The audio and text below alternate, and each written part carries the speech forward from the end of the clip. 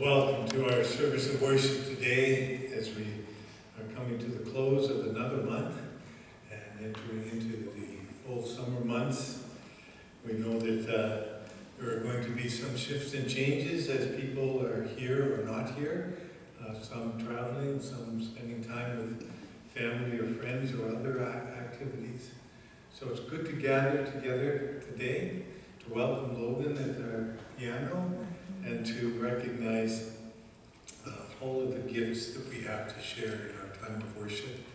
After the service, there will be our fellowship time, tea and coffee. The produce from the garden is available for you to take along with you. The Jazz Vesper reminder has been handed to you. All of the good things in order to have a wonderful full day, because the Jazz Vespers at 4 o'clock today means I want to see all of you back with 3 other people that you bring, okay? As you are able. We are mindful that there are a few things to be bring its attention for announcements of the life of our church. Our Wednesday morning prayer and the Bible study are happening this Wednesday, but then that will be the last Wednesday of the Bible study time until into September we will begin again.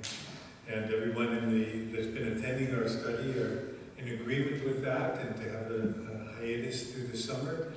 And we will look forward to new opportunities.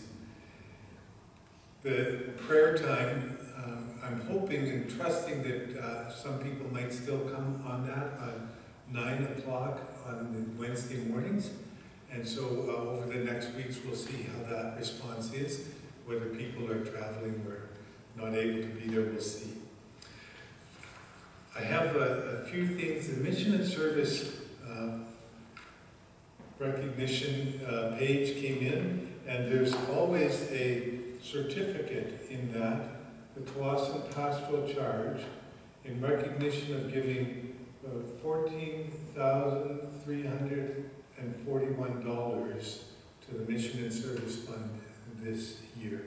And so we're very thankful for our ability to continue to do that wider work of mission and ministry throughout our church. If anyone is interested in looking at the brochure and seeing the things that are happening, I will put it on the table at the end of the service. We were hoping, and last week I mentioned that we were planning to have a presentation from the outreach committee around the refugee family. We've decided to delay that a little bit, partly because we want to make sure what we have to put forward to you is not too time consuming, but packed full of good information. So that's a tightrope to walk, how to do that well in our worship gathering. But we're also bringing some decisions to the board around that, and we will let you know how that unfolds. Sandra and I went to Tiananmen, went to be with friends last night, and usually when we do that, these specific friends would go to the Ukrainian church, Catholic church in New Westminster, and have a pierogi supper. We got there, and they didn't have the tables up. They're not doing the suppers. They were just selling the pierogies and all of that, which is good, and we brought some home with us. They will start doing the suppers again in September, and so we'll look forward to that. But in the meantime, they are continuing to offer events and activities, and many of them to support and encourage the people in Ukraine. And so I just have a small note here from them, Art for Life, and they're naming it right up front. It's a charity event, and all proceeds will go towards purchasing emergency evacuation vehicles for people in need in Ukraine. And so I'm going to put that on their bulletin board, and if you're interested in that, you want to find out more information, there's a way that you can contact them as well. The today daily reading for July regularly, and that is the basis on which we do our Wednesday morning prayer, reflection, and our Bible study we've been doing over the last 3-4 months now. It's amazing how quick time goes by. So pick up your copy and take it for your daily reading. So let us enter in with our call to worship, since I've gone out of order in my bulletin again. I seem to do that very often, but we will get all the pieces that we need in place. So let us join in our responsive call to worship. To you, O God, we lift our hearts. Listen to our voices and answer. The Lord is good and forgiving, abounding in steadfast love.